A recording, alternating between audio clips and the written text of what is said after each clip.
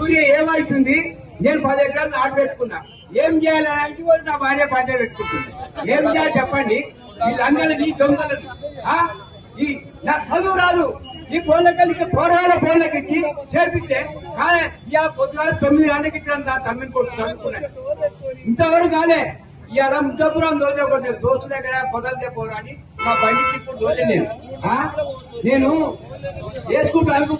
10 ఎకరాలు నాటు పెట్టి మొట్ట కూర్చాలా?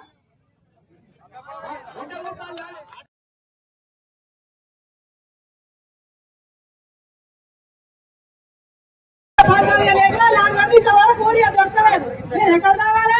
మేము ఏమి చేయాలి? కౌలు చేసి ఆయనకి నెలకు పండగ 20,000 కట్టాం ఎకరానికి. ఊరియా లేక మేము బాధపడుతున్నాం, ఏడుస్తున్నాం. మేము ఏం చేయాలి? వ్యవసాయం చేసుకొని మేము భూమి దులుకొని పడతాం. ఎందుకు మీరు అడిగి చేస్తున్నారు?